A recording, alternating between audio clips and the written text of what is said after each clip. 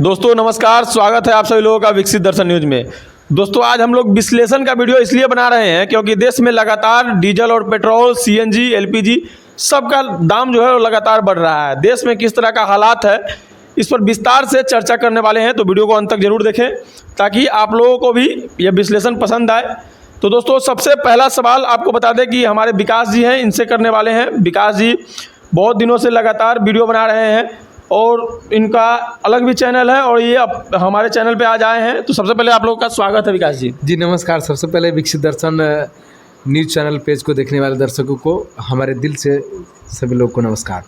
विकास जी सबसे पहला सवाल आपसे, देश में लगातार 10 से 11 दिनों के अंदर मतलब लगातार जो है वो पेट्रोल, डीजल और सीएनजी की यानी एलपीजी की पेट्रोल डीजल सबका दाम बढ़ रहा है, क्या कहना चाहेंगे इस पर? देखिए, कहने का मतलब है कि देश का जो चौथा स्तंभ जो मीडिया माना जाता है जी, जो बड़े बड़े जैसे आज तक एबीपी न्यूज एंकर है वो जो चैनल अपना चलाते हैं जी, कल तक हम जो एक बयान देखे जो आज तक के चित्रा त्रिपाठी को भली भांति सब लोग जानता है, वो कह रहे हैं कि ये ऊपर ऊपर से बढ़ा है 7 रुपया तो कोई बड़ी बात नहीं है। बड़ी बात नहीं है जी। आप एक लॉजिक लगाइए कि अभी फिलहाल में लगभग अपने बिहार में अगर बात करें तो पहले 93 रुपया का डीजल मिल जाता था 1 लीटर, लेकिन अभी 103 रुपया रेट हो गया उसको। जी जी। अब किसान जो दोहरी मार का जो सामना कर रहा है, क्योंकि अभी 1700 का मक्का बिक रहा है और मीडिया संस्थान में जो देश का चौथा स्थान माना जाता है वो इस तरह से अगर कहें कि ऊपर ऊपर से बढ़ा है, कोई अगर मतलब दिक्कत वाली बात नहीं है, तो क्या बताइए कि क्या ट्रांसपोर्टेशन चार्ज और मतलब जितने भी महंगाई है वो कैसे कंट्रोल रहे? अच्छा एक बात बताइए, जो इनको मतलब करोड़ों का पैकेज होता है, चित्रा त्रिपाठी, अंजना ओम कश्यप, श्वेता सिंह, इन लोगों का करोड़ों का पैकेज है, उन लोगों को अगर दाम बढ़ भी जाता है तो कोई फर्क नहीं पड़ेगा और वो लोग गोदी मीडिया है, उन लोगों को सरकार की तरफ से मतलब बहुत सारी सुविधाएं भी मिलती है, मगर एक आम आदमी को लेकर के, एक आम किसान को लेकर के आप लोग क्या सोचते हैं? देखिए अभी खरीफ का मतलब धान अगर यानी गेहूं मक्का कट गया, धान का सीजन आने वाला है, लोग खेत की जुताई करेंगे और धान गेहूं लगाएंगे, मतलब धान लगाएंगे, तो उसके लिए आप लोग क्या सोचते हैं? देखिए, आम जनता के लिए सबसे पहली बात कि डीजल को बढ़ने से जो किसान भाई के पास ट्रैक्टर नहीं है उनका तो पहले बजट बढ़ जाएगा खेत जोतवाने का। जी जी। जो पहले 2000 रुपये बीघा अगर खेत जोतवाते थे तो अभी उनको 3000 रुपया देना पड़ेगा। बिल्कुल। उसके बाद में जो ट्रांसपोर्ट चार्ज है, जैसे बीज मंगाते हैं हम लोग धान का, उसमें आपको चार्ज बढ़ जाएगा। अगर आप खाद मंगाते हैं उसमें चार्जेस बढ़ जाएगा। तो किसान को कहीं ना कहीं ये सरकार कमर तोड़ने का प्रयास बिल्कुल कर रही है जी। और उसमें भी जब जब जून जुलाई के मौसम में जब पानी का कम होता है प्रेशर और पानी कम मिलता है तो एक तरफ से सरकार कहते हैं कि मोटर बंद करे, तो किसान को कोई ऐसा सगा नहीं जो बीजेपी ने किसी भी तरह से ठगा नहीं। अच्छा एक बात बताइए, आप किसान के व्यू से अब देख लिए, अब एक बात बताइए कि कॉर्पोरेट के व्यू से आप कैसे देख रहे हैं? महंगाई कहाँ जा रहा है और देश किस स्थिति में जा रहा है, इसके बारे में क्या कहेंगे?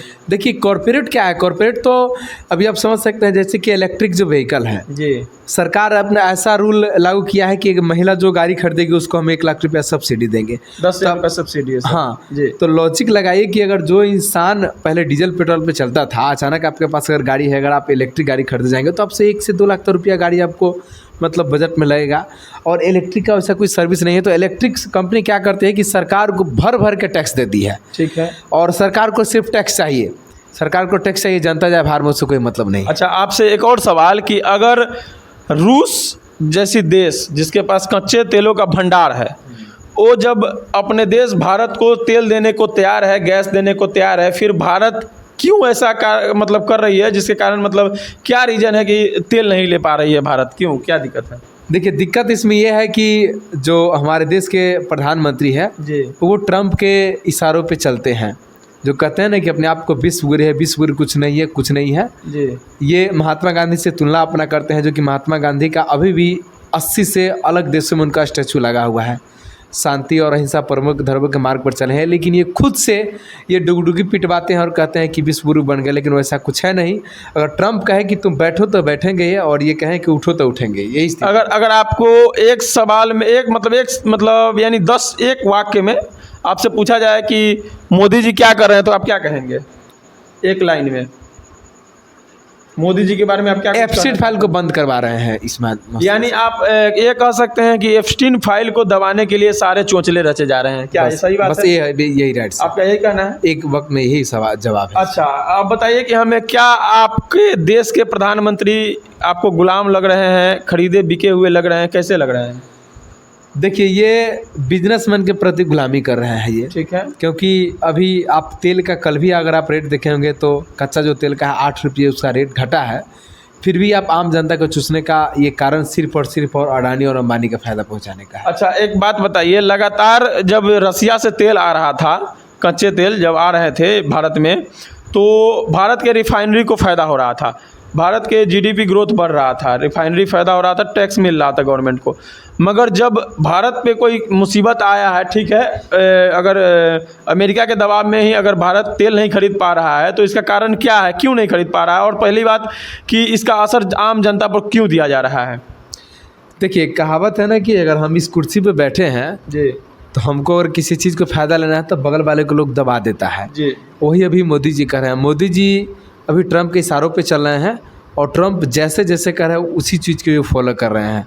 आप आए दिन जो पाकिस्तान से जो सीज़फायर हुआ था उन्हीं का नतीजा था कि सीज़फायर हुआ था। जी। और ये मोदी के सामने, ट्रंप के सामने ये अपना घुटना टेक दिए हैं और इसका नतीजा है कि कॉर्पोरेट तो अपना मतलब रेट को बढ़ा करके अपना टैक्स वसूल कर ले रहा है, सरकार को भी दे दे रहा है। रिफाइनरी हमारे भारत की रिफाइनरी जितनी भी है वो कमाई कर रही है और भारत के आम जनता पे बोझ मतलब पड़ रहा है। कहीं ना कहीं कहा जाए तो सरकार प्राइवेट सेक्टर को फ़ायदा पहुंचा रही है और रिफाइनरी को फ़ायदा पहुंचा रही है और आम जनता पर टैक्स लगा रही है क्या?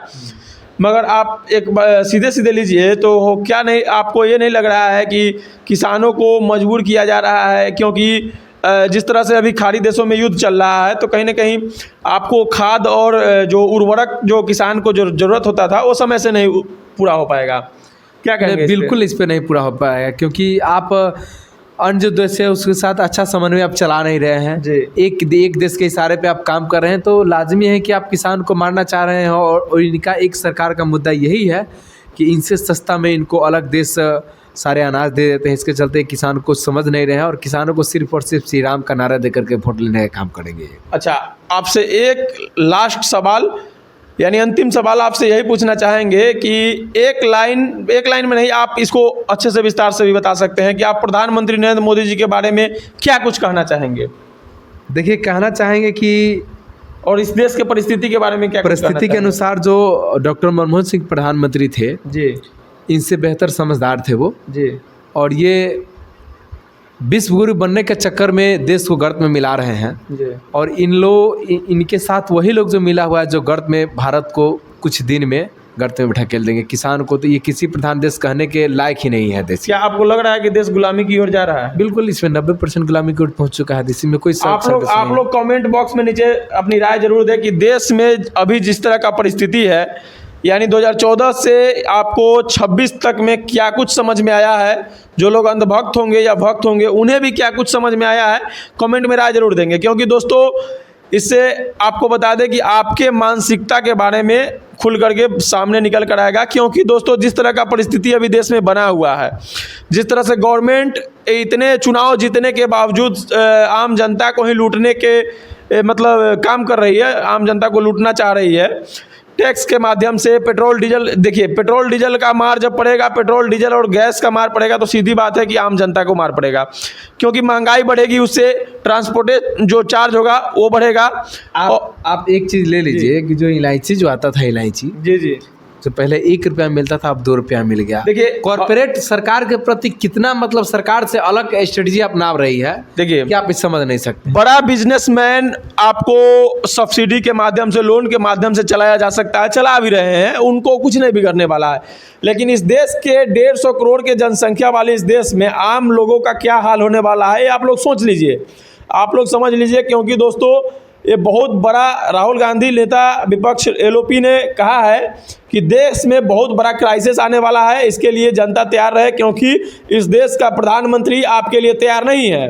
वो मेलोडी जी को चॉकलेट खिलाने में व्यस्त है। अच्छा, कहेंगे कि आप डीजल कम खपत करें तो आप, हमसे एक सवाल है सरकार से कि आप कहते हैं कि डीजल कम खपत करें तो ये हमारा ये भारत किसी प्रधान देश है जी, आपको पता है कि पहले चौथा महीना में ही खेत किसान जुताई कर लेते थे, लेकिन डीजल को बढ़ते महंगाई के अनुसार लगभग अब लोग खेतों को जोतना कम कर दिया। तो अब किस लिहाज से करें कि डीजल कम खपत? अच्छा, इस देश में जब मनमोहन सिंह प्रधानमंत्री थे उससे पहले भी या फिर जब से आज़ादी हुई तब से कृषि प्रधान देश है अपना भारत, मगर यहाँ पे कृषि को ख़त्म करने के लिए जो पूरा व्यवस्था किया जा रहा है, जिस तरह से उर्वरक नहीं मिलने वाले हैं, जिस तरह से डीजल का महंगाई बढ़ रहा है, बीज का महंगाई बढ़ रहा है, किसानों के जो फसल है आय है उसे ख़त्म किया जा रहा है, कम किया जा रहा है। यानी धान आपका खरीद नहीं होगा, मक्का आपका खरीद नहीं होगा, गेहूँ आपका खरीद ढंग से हो नहीं पा रहा है। तो इसको लेकर के जो मतलब जिस तरह से देश में माहौल बन रहा है, कहीं ना कहीं कहा जा सकता है कि देश एक बार फिर से गुलामी की ओर बढ़ रहा है। किसान का आय घटेगा, किसान अपने ज़मीन को बेचेंगे, अपने बच्चों को पालेंगे, अपने बच्चे के भविष्य के अच्छे मतलब भविष्य बनाने के लिए किसान ज़मीन को बेचेगा। और जब किसान अपने ज़मीन को बेचेगा, जिसे वो माँ की तरह मतलब रखता है, यानी माँ की तरह पालन पोषण होता है उसे किसान का, जब उसे वो बेच करके कॉरपोरेट में घुसेगा, कॉरपोरेट में जब जाकर 10 और 12 हज़ार के महीने का जो आय कर पाएगा, गुलाम यानी नौकर बनेगा, तो समझ सकते हैं कि देश में किस तरह की परिस्थिति आने वाली है। आप लोग ज़रूर इस पर कमेंट करें, बताएं कि क्या हम लोगों का वीडियो सही था या गलत था, आप लोगों को कैसा लगा कमेंट में ज़रूर बताइए। अगर वीडियो अच्छा लगे तो लाइक करें, शेयर जरूर कीजिए, पेज को फॉलो कीजिए, यूट्यूब पे देख रहे हैं तो चैनल को सब्सक्राइब जरूर कर लीजिए। मिलते हैं फिर किसी नेक्स्ट वीडियो में, तब तक के लिए जय हिंद, नमस्कार।